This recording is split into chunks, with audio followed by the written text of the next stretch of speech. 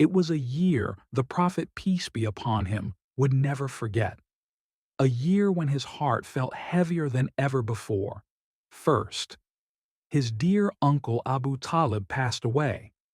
Abu Talib had looked after him since he was a small boy, always protecting him from harm. Even though he didn't become Muslim, he stood by the Prophet when others turned against him. And now, that loving protection was gone. Not long after, something even harder happened. His beloved wife, Khadija radiallahu anha, the woman who had been his greatest comfort, the one who always believed in him, returned to Allah. She had been his home, his safe place. And now, that home felt empty. With both of them gone, Mecca felt colder, lonelier. So the Prophet traveled to a city called Taif, hoping its people would listen to the message of Islam. But instead of kindness, he was met with cruelty. They mocked him. They chased him. They threw stones until his feet bled. Tired and hurt, he sat beneath a tree. And there, instead of asking for revenge, he raised his hands and asked Allah for mercy, for strength.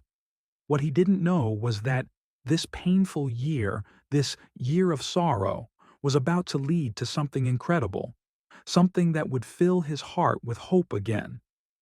One quiet night, while the city of Mecca slept, Angel Jibril, peace be upon him, came to him and said, "Come."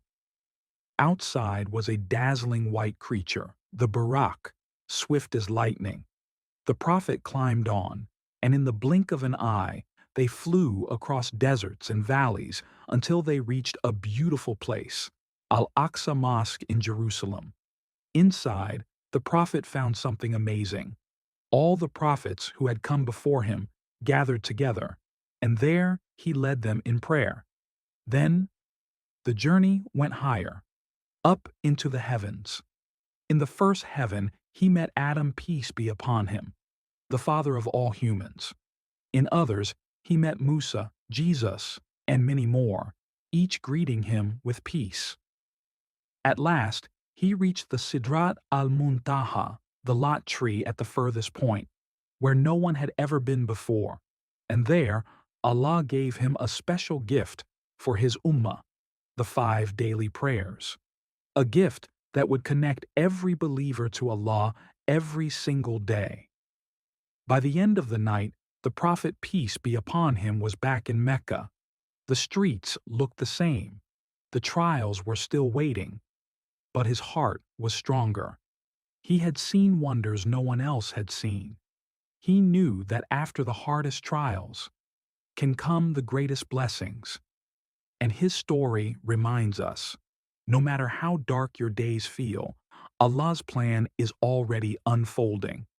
Sometimes your sorrow is just the beginning of something beautiful. So hold on, because after hardship comes ease.